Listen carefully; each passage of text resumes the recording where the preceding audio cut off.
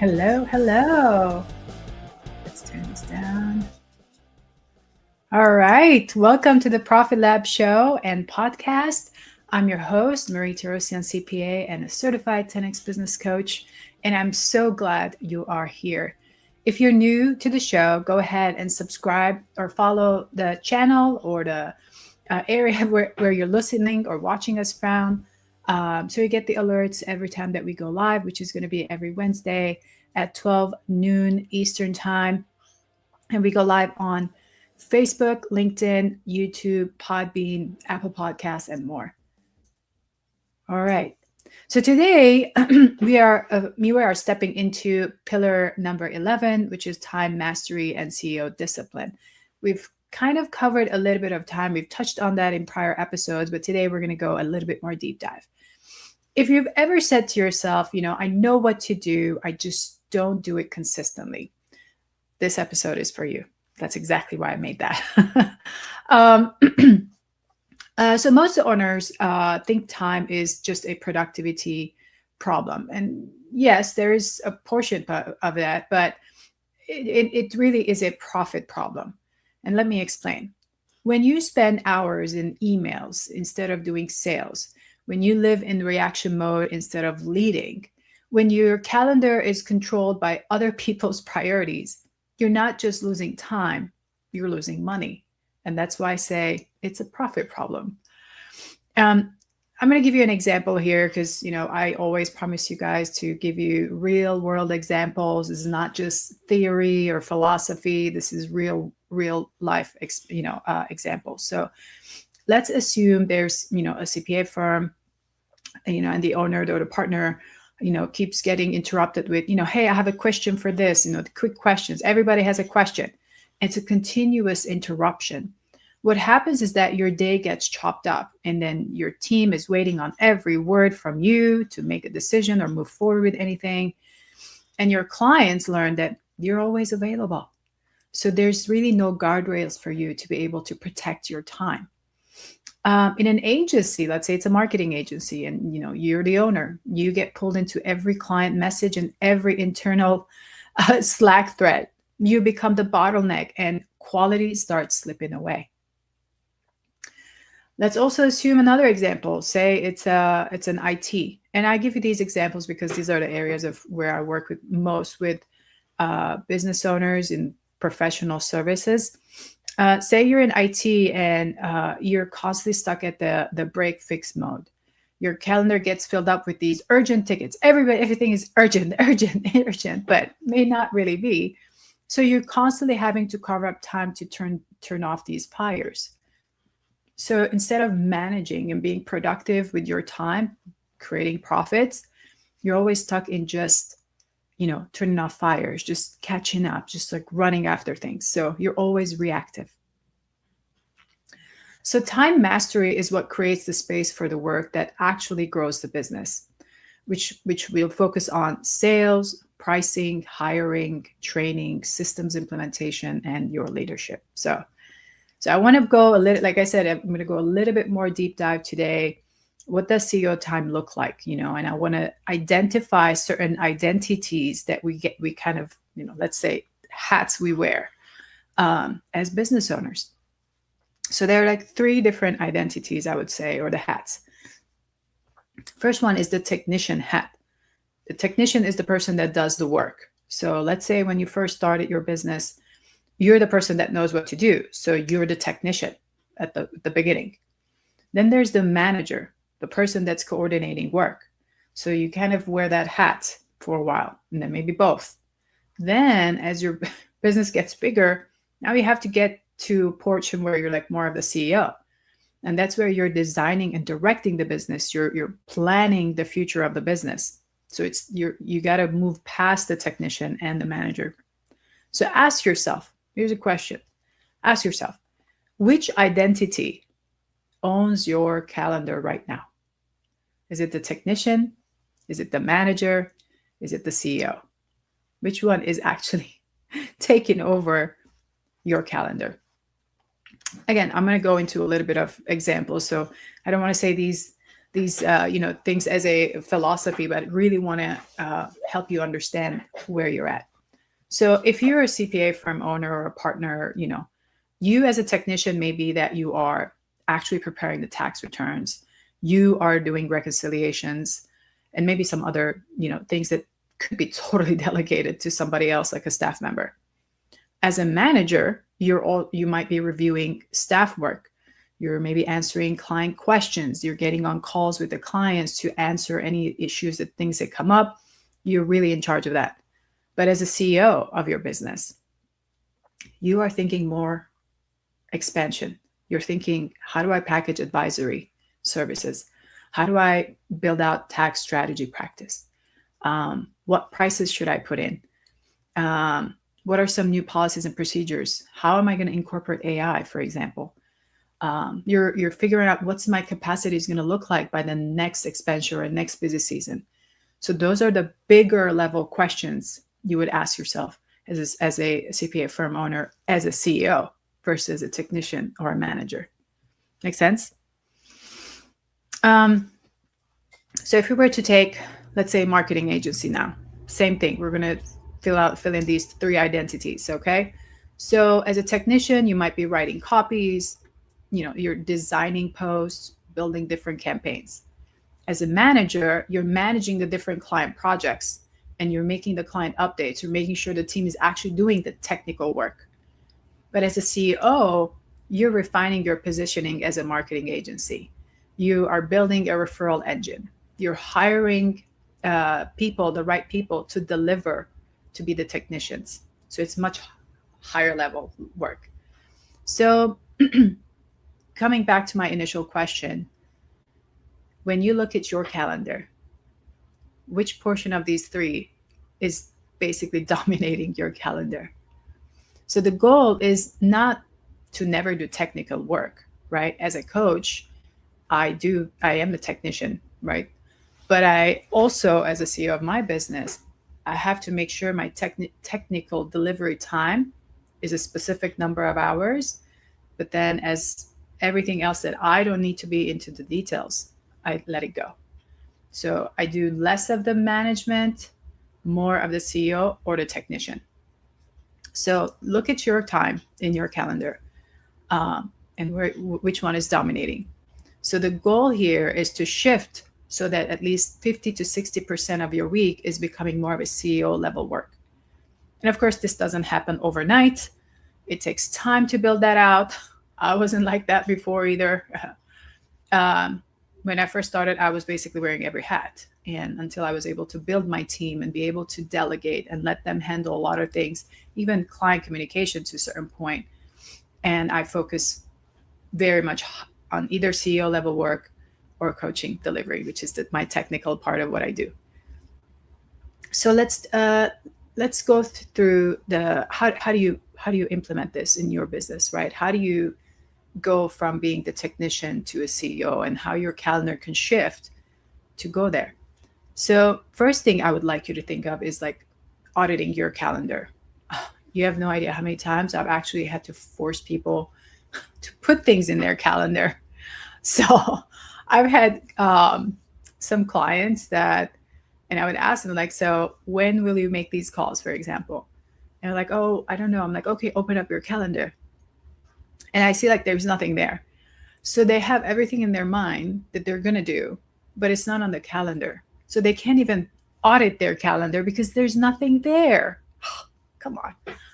So first thing is, let's make sure that you actually are logging the things you are doing. It doesn't matter what it is, whether it's your technician work, whether it's your CEO level work or manager work, doesn't matter. Whatever you're doing, the first point is to be able to log it. If you're not logging it, you can't even audit it. So going back, if you haven't logged it at all, please, the first thing for you to do is to go ahead, log for the upcoming week. Let's put it that way. Simple, 7 days. Just log in what you're doing for 7 days. So then you can go back and audit, right? So I had to do like the step 1 was supposed to be audit, but I'm thinking if you're not logging anything, there's nothing to audit. So So prior to step one, that's the initial, is to make sure you're logging everything. So step one will be auditing. So go back to your 5 to 7 days of you've logged in everything that you do. So what are they? What have you been spending time on? How long did it take? And then what category does it fall in? Is it a $10 work? Is it $100 work? Or is it $1,000 an hour work? Right? So you want to be able to establish the level of work, because again, in the past, I've mentioned this as an example where you want to focus on things that are high value for your time. And again, I'm going to give examples. $10 an hour work is like scheduling, you're chasing documents, following up with clients to give you this or that. Basic admin, data entry, those are like simple things that you can just totally delegate. Because when you open up 5 to 6 hours of like higher level work time, it's going to build more profits into your business. Another example is like $100 an hour work. So think project management, doing client updates, you're sending, these emails, anything else. You're doing content posting or internal coordination of different work. For example, when I'm having team meetings, right, to see, what's the update on different clients. And this is, when I give this example, is relating to my accounting business. I consider that like $100 an hour work. It's like a manager, right? And I do that only once a week. So I want to make sure that my time is going where it's building most value. So now let's think about $1,000 an hour work. That could be sales conversations. So think of it this way. If say your service, you have a service that's worth $30,000 a year, okay? When you're spending an hour to 2 hours to close that deal, what's your hourly rate? So start thinking from the area of what's my time worth. I want to give another example. I many years ago, when I first started my CPA accounting firm, and I was working on a project with a client. They needed a lot of help in accounting and corrections there. However, the CEO told me something, and at the time I was so wowed, and now I see more of what he meant. And this client used to work with really, really big companies, and they would close multi-year contracts. So the contract value could have been anywhere from 100K to 500K, right, over multiple years. So one day he told me, my hourly rate is about $250,000. I said, what? I don't understand. What do you mean? And he explained to me, he said, when I'm spending an hour or two with a client and we're closing a contract that's worth $500,000, that's, divide by 2, that's $250,000 an hour. So when you think of your business that way, with your time that way, what are the things you're willing to shift and not do or do to be able to get to that point where you are profitable and you're focusing on the CEO level work? Other things for that level, let's say, could be pricing decisions, hiring, training, building systems, partnerships, strategic partnerships. These are very high level, big vision, big goal type of work and tasks.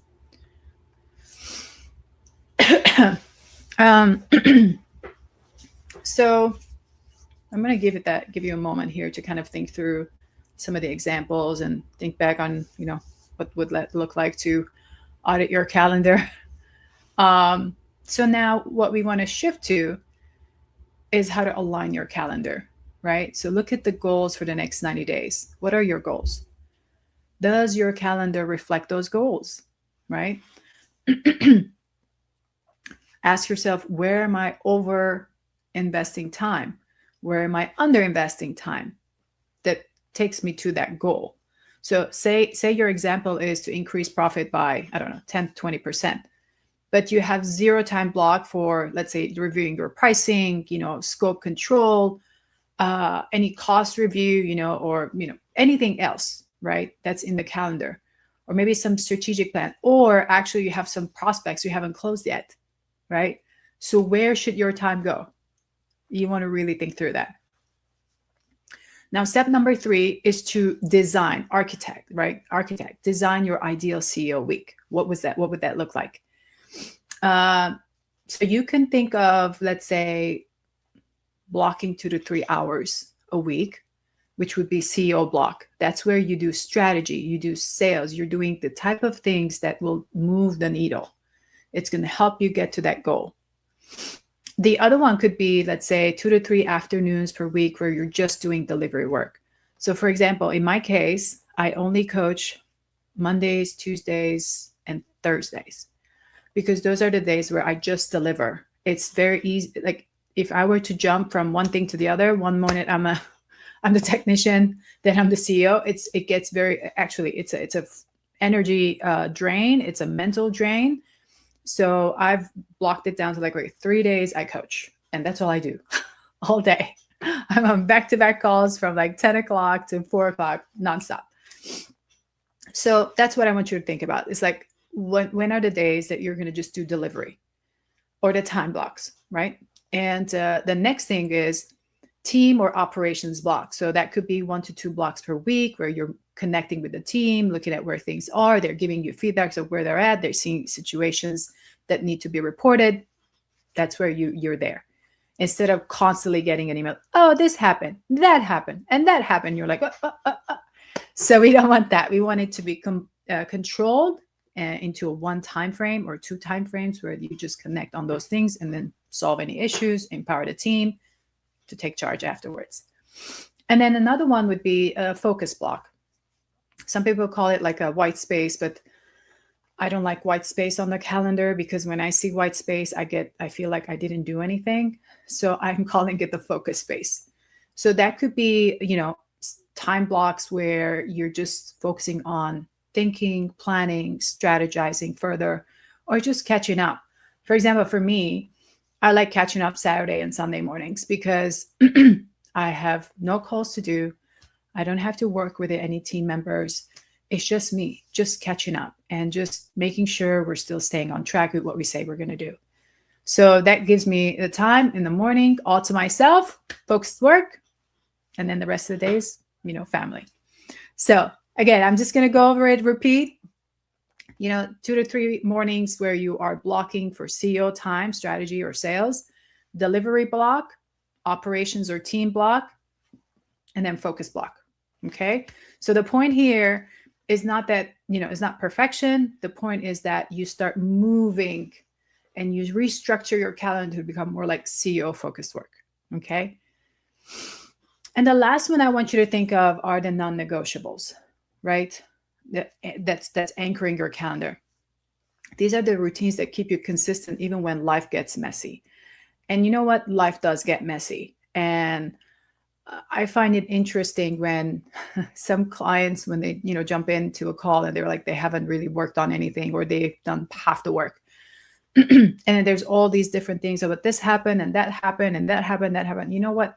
A lot of things happened to my life too. Things happen to everybody's life. So we have to expect that things are going to get messy. Something's going to break. Something's going to need extra attention. But consistency and discipline will always prevail. So, think of things that you are not going to negotiate or drop it. Think things like looking at your pipelines, your offers, your decisions that you need to make, that it really requires you. Like weekly reviews and planning, planning about money, the metrics, priorities, things that it has to do with you. You have to oversee it. And then maybe a weekly looking at your numbers, connecting the dots where something is falling. I always recommend like looking at your books like once a week, once a month. Sometimes is too late with the way things are going in this time frame, in this lifetime. Everything is fast, and you can get information fast if the work is done. So look at your numbers. How are you performing? Don't wait for another month to finish so you can get the reports and make some decisions. So check it every week. Check your numbers. Check your cash balances. Look at your profit and loss statement. Look at your KPIs. So that's a non-negotiable. It has to be on the calendar. There's no way that's going to be replaced. So again, going back to the beginning, we had audit. Step 1, audit your time. Step 2, align your time to your goals. Step 3, design it in a way that it's functional for a CEO type work. And then anchor it with non-negotiables, things that will not be replaced. We're not going to drop it. I mentioned earlier about consistency and discipline. And I have to say, until you build a discipline, it's like you're running around with a chicken with no head. Okay. So the more discipline that you can almost force yourself to do. And I know the word force doesn't feel right, but I find it it's easy enough for me to force myself to do something, because if the end goal is going to be a great benefit, then it's going to feel less like it's forced. But sometimes you have to do it.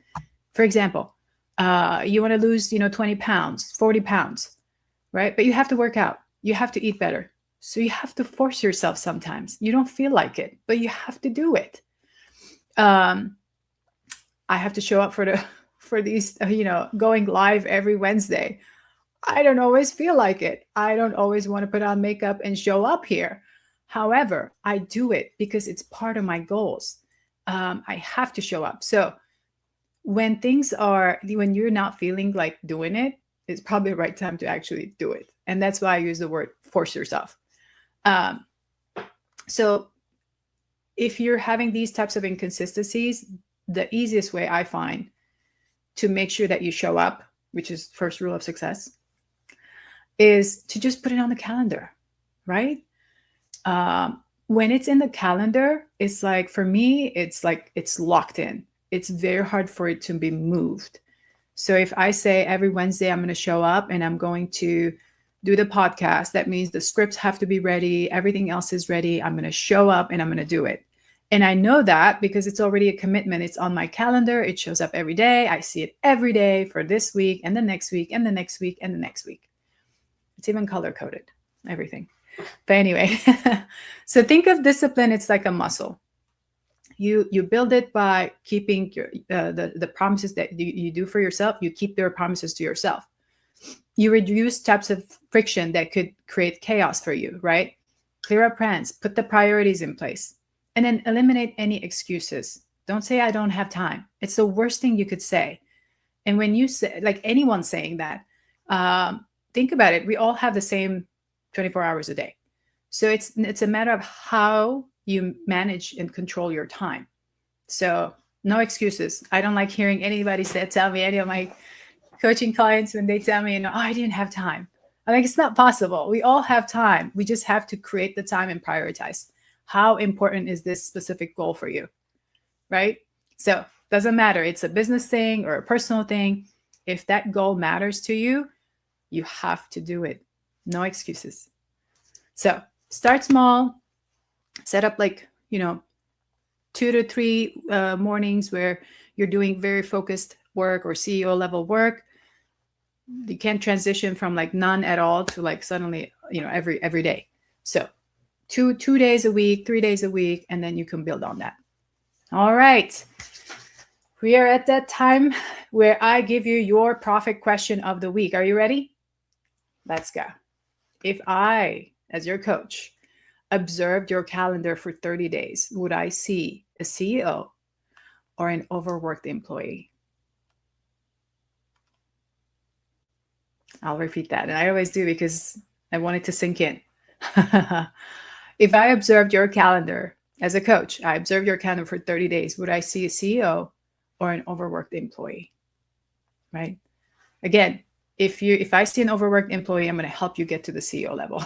That's my goal. All right. On every call with every coaching client, that's my goal. Okay. Here's your 3 actionable takeaways. Remember, track your time, 5 to 7 days, right? That's the audit part. Categorize everything, every task that you're doing into what level of work it is. What's the dollar value for that work? And then block 2 days at least for CEO mornings for the coming week. Okay. And then protect them. Protect that time. Don't give it away. All right.